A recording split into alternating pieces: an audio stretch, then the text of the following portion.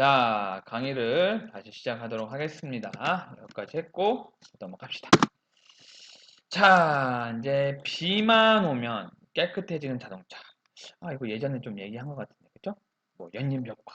그래서 뭐 이렇게 소수성으로 만들어가지고 저 물방울이 이렇게 떨어지는 응? 그런 거 얘기했었는데 여기서도 비슷하게 좀 다루고 있어요. 자, 비만 오면 깨끗해진 자동차. 자, 연립 효과. 자, 연임 효과, 그렇죠? 연임 효과를 이용하여 알루미늄 휴리를 적용한다. 자, 휴대 표면에 나노미터 크기의 돌기를 갖는 코팅을 하면 오염 물질이 쉽게 제거된다. 예전에도 말했잖아요.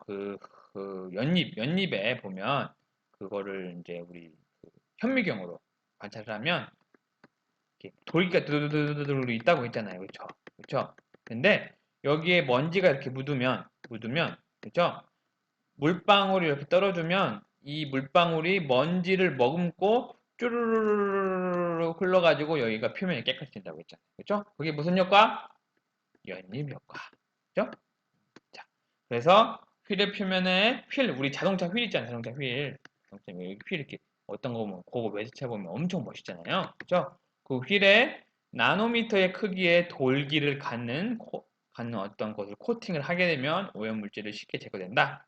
그리고 자동차의 페인트 코팅제로 사용하면 자동차의 표면에 물을 뿌리기만 해도 세차가 되어 깨끗하게 유지할 수 있다. 자, 요런 거는 자, 어, 그 사람들이 아직까지 없는 것 같아요. 그렇죠? 뭔가 차에 뭐 왁스칠을, 그죠? 차에 왁스칠을 해서 그렇게 만들 수 있는데 아직까지 이거는 크게 상용화되지는 않은 것 같아요. 그렇죠? 그리고 산화 티타늄, 요 나노 촉매를 자동차의 백밀러에 코팅을 하게 되면 자, 오염물을 자동으로 분해하고 깨끗하게 유지되죠. 그리고 나노 촉매는 비가 올 때 자, 물방울이 맺히는 것을 방지하는 역할도 한다. 자, 요거는 뭐 알 것 같고, 자, 산화 티타늄이라는 요런 나노 촉매가 있다라고 얘기를 하면 되겠습니다. 그러면 여기서 요거는 조금 약간 연구인데요. 보면 여기 보면 이쪽은 뭐 CF4라는 어떤 플라즈마를 여기 그 유리 글라스 위에 있잖아요. 여기다가 이렇게 CF4 글라스로 CF4 플라스마를 글라스 위를 이렇게 뭐가 이렇게 때린다고 하거든요. 때리면 요 표면이 이렇게 뭐라고 해야 돼? 친수성으로 바뀌어요. 왜 바뀌냐? 이 CF4, C, 아이고. 이게 좀 어려운 얘기입니다. 알겠죠? 자, CF4라는 게 요거 이렇게 F가 이렇게 달려 있거든요. F 달려 있는데 요게 있잖아요. 플라스마 형태. 뭐 어떤 플라스마 형태가 있으면 이 글라스 유리잖아요. 유리 위에 얇은 SiO2 산화막이 생겨요. 그러면 요 플라스마 이게 여기에 플라스마라는 게 굉장히 큰 어떤 에너지를 갖고 있거든요. 그래서 여기 SiO2 이렇게 때리면 요게 이 플라스마가 이렇게 달리는 거야. 달리면 이 F라는 이 원소는 그 굉장히 큰 친수성이에요. 친수성이라서 이렇게 물이 이렇게 좀 젖어요. 젖어. 그죠? 그다음에 좀 그 위에다가 뭐 메탈 플로라이드를 뭐 한번 겹치고 그다음에 HMDS라고 하는 뭔가 이렇게 긴 사슬 형태 요거를 이렇게 도입을 하게 되면 이렇게 이 표면이 하이드로포빅이 돼요. 포빅 즉 뭐냐 하이드로포빅이 돼서 소수성이 돼요. 소수성. 여기는 알겠죠? 친수성. 그죠? 하이드로필릭 여기는 하이드로포빅. 그래서 이렇게 물방울이 위에 이렇게 동그랗게 맺히는 거예요. 알겠죠? 그래서 여기 슈퍼 하이드로포빅. 그렇죠?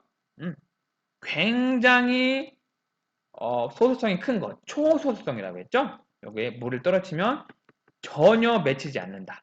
근데 여기를 하이드로필링, 그러니까 초하이드로필링 만들면 요 물이 이렇게 여기는 물이 좀 색깔을 넣네요. 보이려고 이렇게 된다. 알겠죠? 자, 이런 것도 이제 안경에도 아마 지금 안경에 사용될 겁니다. 근데 내 안경은 뭐 그렇게 비싼 안경이 아니라서 이런 거는 안 돼 있더라고요. 그죠? 자, 그 다음 넘어갑시다. 자, 그 다음에는 하이브리드 자동차와 연료 전지 자동차. 하이브리드, 하이브리드, 하이브리드, 하이브리드. 뭔가 한 개 이상이 뭔가 이렇게 믹스돼 가지고 된 형태를 하이브리드라고 하죠. 뭐 우리 그 똥개는 잡종개잖아요. 잡종개. 그러니까 그죠? 뭐 뭔가 어떤 개 품종들이 이렇게 섞여가지고 된 거잖아요. 뭐 이거 하이브리드 뭐 도그 뭐 이렇게 얘기도 합니다. 하이브리드 자동차. 그다음에 요즘에 조금 각광을 받고 있는 연료전지 자동차. 요거에 대해서 좀 간단하게 뭐 어렵지 않게 우리가 공부 한번 해봅시다. 자, 하이브리드 자동차에서 사용되는 축전지, 배터리죠. 하이브리드라는 게 먼저 자, 모터와 엔진을 갖고 있어요. 엔진.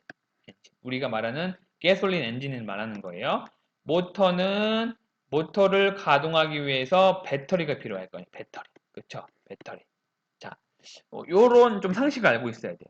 그 자동차가 시동이 킬 때랑 저속으로 달릴 때 에너지 소모가 많거든요. 그렇죠? 그때는 이 모터를 이용해서 저속으로 가다가 고속으로 갈 때는 이 엔진을 이용해서 즉 가솔린이나 경유를 이용해서 이렇게 고속도로를 달리면 그만큼 연비의 효율이 굉장히 커집니다.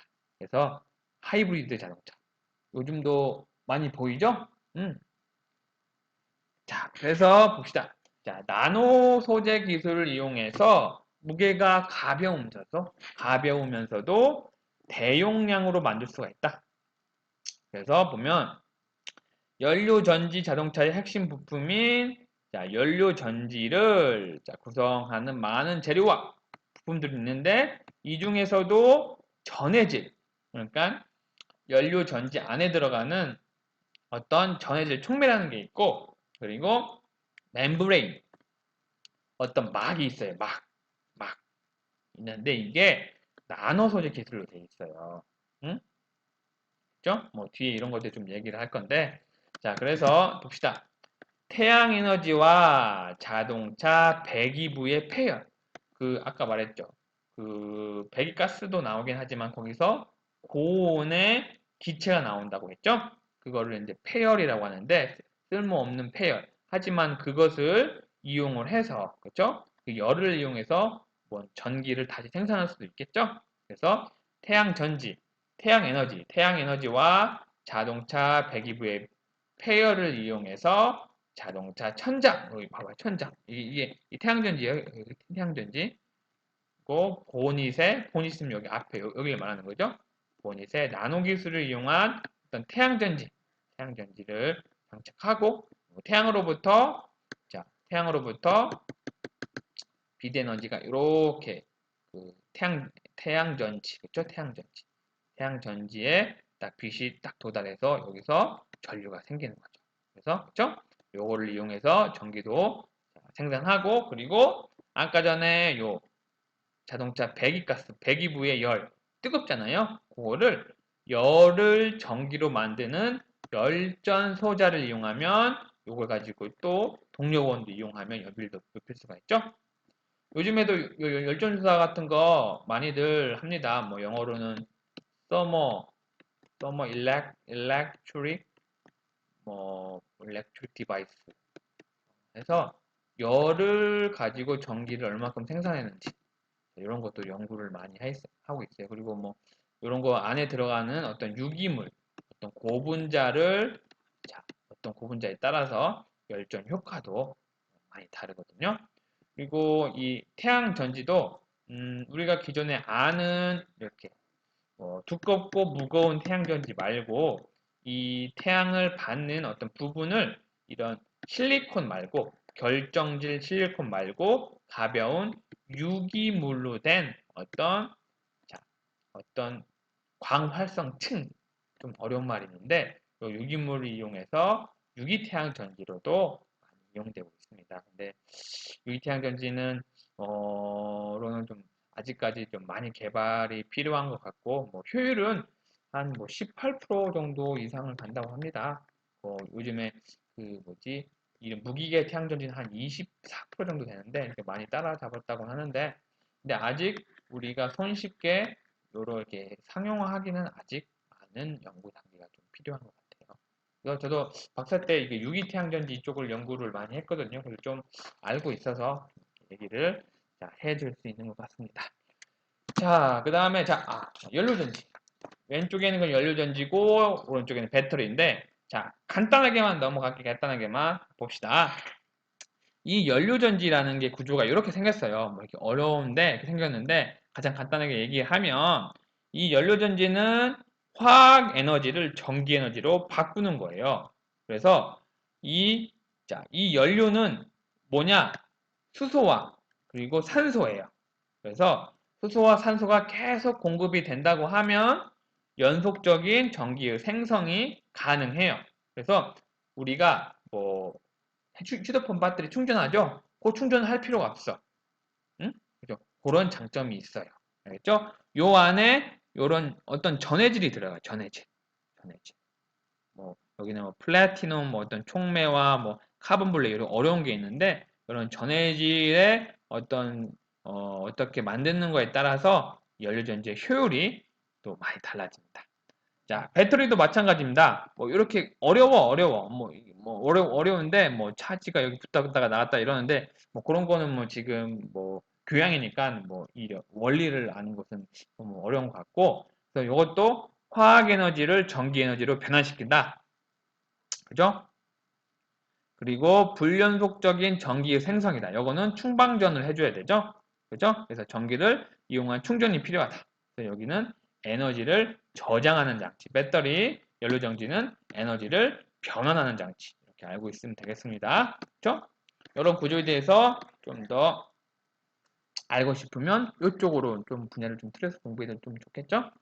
요즘에 뭐 2차 전지, 2차 전지 쪽이 좀 많이 뜨고 있잖아요. 그래서 이쪽도 공부를 해보면 나쁘지 않을 것 같습니다. 뭐 지금은 뭐 다른 과도 다양하고 그렇지만은 뭐 우리가 뭐 대학원이라는 게 있잖아요.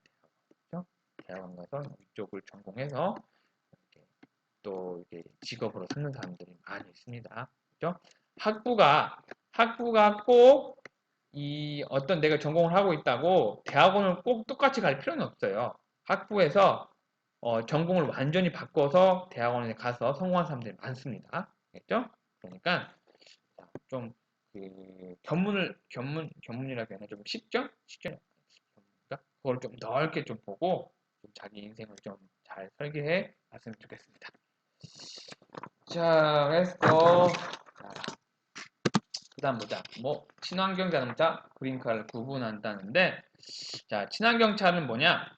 석유 사용을 줄이거나 새로운 에너지를 사용하여 배기가스를 저감한 차량이다. 그래서 뭐 여기 뭐 하이브리드, 뭐 플러그인 하이브리드, 뭐 전기차, 뭐 수소 연료 전지차 뭐 이런 게 있어요. 그런 거를 조금 한번 보세요. 보고 지금 뭐 수소 연료 전지차가 뭐 이런 거구나 하면서 조금 알아도 상식적으로 알면 좀 괜찮을 것 같습니다. 자, 그러면 다음 넘어가 볼게요. 자, 나노 기술이 에너지와 환경 문제를 해결한다. 자, 이런 소주제로 공부를 해봅시다. 잠깐만요. 자, 환경 오염의 근본 원인 중 하나는 뭐겠어요? 에너지를 많이 사용하니까 그만큼 거기에 이 에너지를 생산하기 위해서 뭐 화력 발전소니 뭐를 하면서 이렇게 그 환경 오염을 일으키잖아요. 그렇죠? 그렇죠? 그리고 이 에너지를 가지고 또 자동차, 배기가스에서 환경 오염을 일으킨다. 자, 그리고 그래서 화석연료를 사용으로 필수적으로 자, 이산화탄소 어쩔 수 없어. 이산화탄소. 그리고 공기하고 물의 오염을 초래할 수밖에 없다. 그래서 이 환경과 에너지 문제를 해결하기 위해서는 자, 다양한 노력들을 하고 있는데 그 중에서 가장 중요한 기술이 뭐냐? 우리가 지금까지 배우고 있는 나노 기술이다. 그렇죠? 그래서 이 과학자들은 다음과 같이 세 가지 방법으로 환경 보존 및 에너지 고각 문제를 해결하기 위해서 세 가지를 접근을 계속하고 있어요. 첫 번째 뭐냐? 에너지의 효율적 사용이다. 에너지를 효율적으로 사용하죠. 현재 있는 에너지를 가지고 더 많은 에너지를 내면 더 많은 효율적으로 사용하면 된다. 그 다음에 오염이 없는 에너지를 만든다. 오염이 없는. 그러니까 뭐 연료전지. 연료전지는 아까 말했나? 자, H2와 O2와 이거를 연료로 물만을 생성해요. 그러니까 공해 문제가 전혀 없죠. 그래서 오염이 없는 에너지원을 만든다. 세 번째, 배출되는 오염 물질의 완벽 제거. 아까 말했죠. 삼원 총매. 그죠? 이런 것 같아요.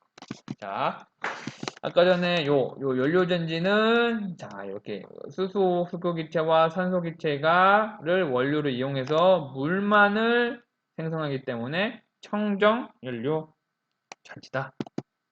그 다음에 뭐냐? 난 뭐 말했죠? 아까 전에? 요 삼원 촉매. 그죠?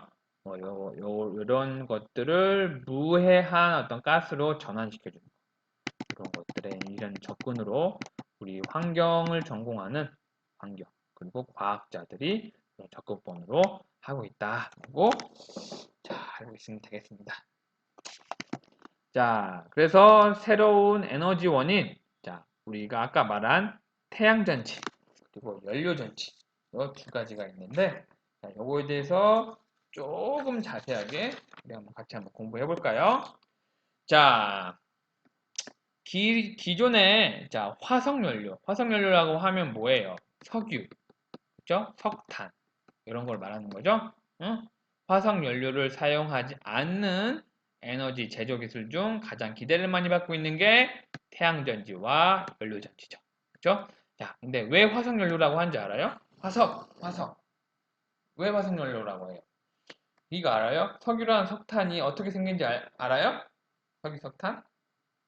그 예전에 공룡이나 그냥 나무 등등등등이 자 이게 탄소로 이루어져 있잖아요. 우리 몸도 탄소로 이루어져 있는데 여기에 자 땅에 이게 나무가 죽어서 묻혀서 오랜 시간 동안에 고온과 고압을 받아서 이 탄소가 석탄으로 변합니다.